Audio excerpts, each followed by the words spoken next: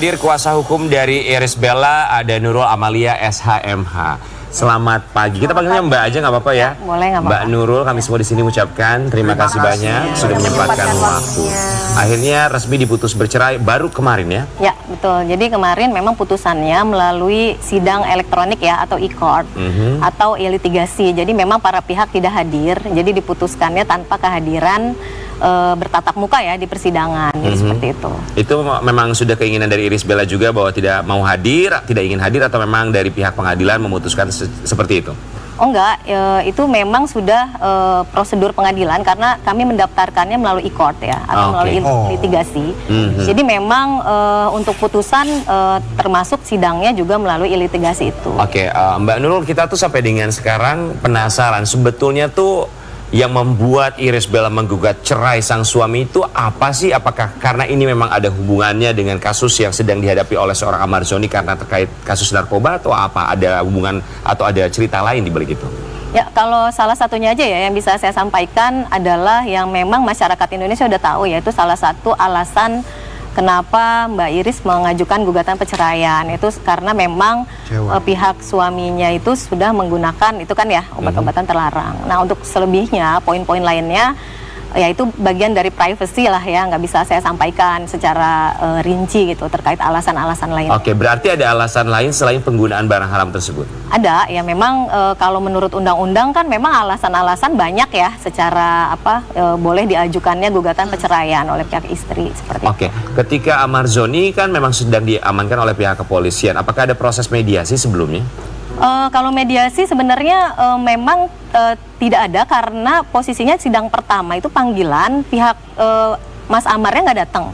Kemudian yang kedua juga beliau tidak datang. Terus kemudian yang ketiga yang datang adalah kuasa hukum dan kami menunggu, bahkan sempat sidang itu di-break sampai jam 12 itu untuk menunggu pihak tergugat hadir ya, prinsipalnya, tetapi tidak hadir gitu. Berarti itu malah mempercepat perpisahan ya Bu ya? Enggak mempercepat karena memang kuasa hukumnya hadir, tetapi prinsipalnya tidak hadir pada saat itu. Kita tunggu sampai jam 12 itu ya, dikasih kesempatan tidak hadir gitu. Oke, apakah jika ini kita berandai-andai walaupun memang sudah terjadi ya, tapi kalau misalnya Amarzoni saat itu hadir, diizinkan untuk hadir untuk sidang mediasi, apakah masih ada kesempatan yang diberikan Irish Bella untuk terus membina rumah tangga, atau memang sudah keputusan yang bulat ingin bercerai?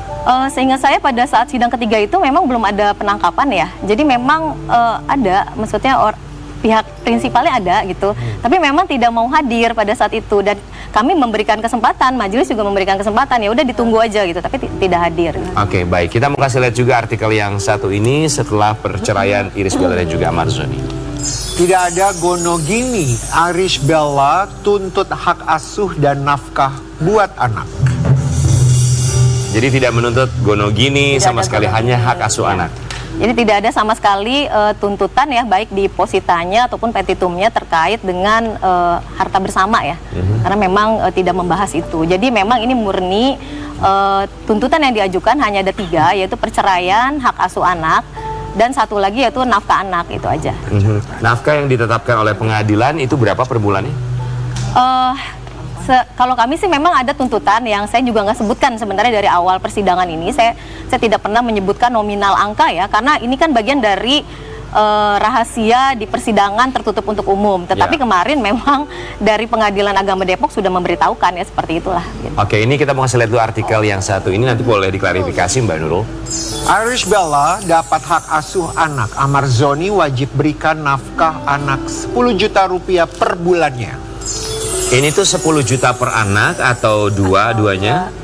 Ini sih saya nggak bisa rincikan ya, karena ini bagian dari tadi ya. Tapi memang kalau ini sudah terbuka ke publik ya seperti itulah gitu ya. Oke, Mbak Nurul, Amarzoni kan saat ini memang berada di dalam ya.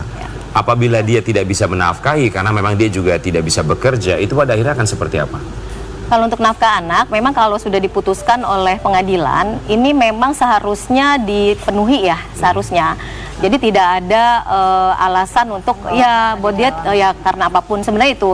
Tetapi terkait nanti teknis pemberiannya bagaimana itu nanti tergantung kedua belah pihak. Ada kebijakan mungkin ya seperti itu. Kebijakan dari personal ya, mungkin. Ya seperti itulah dari Mbak Irisnya atau dengan Mas Amarnya gitu.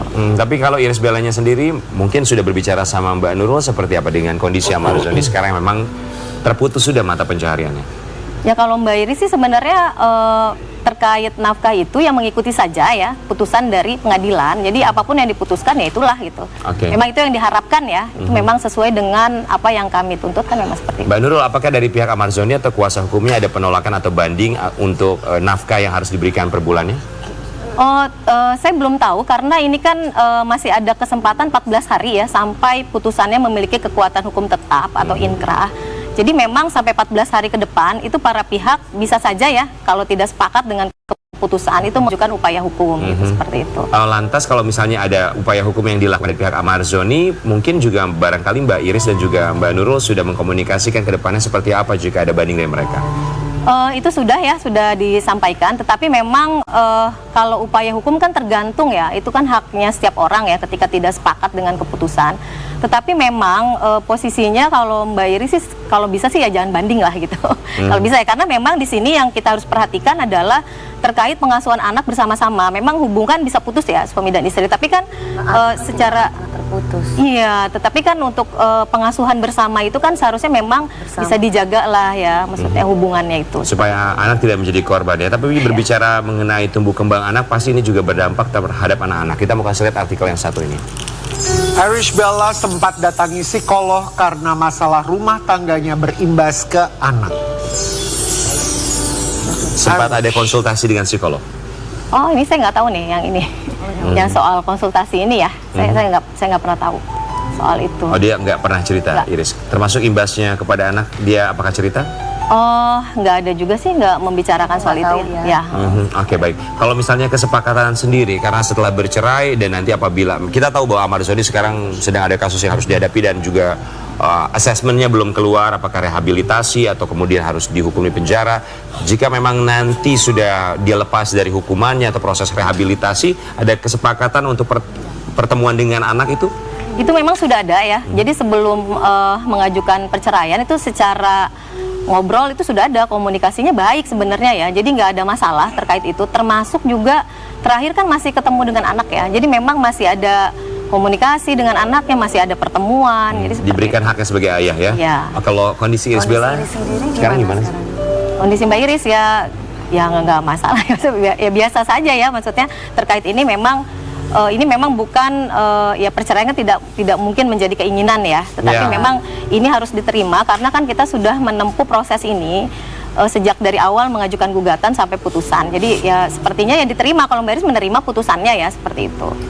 Mbak Nurul Amalia, terima kasih banyak. Salam kami untuk Terima Iris kasih. Bella. Selamat pagi Iris Bella. Sehat selalu. Selalu dikuatkan. Semoga diberikan kekuatan bersabar ya. Semoga terselesaikan masalahnya. Amin. Mampir-mampir ke pagi-pagi ambiar. Kita ngobrol-ngobrol di sini ya. Kita kembali saat lagi tetap di pagi-pagi ambiar. Geger.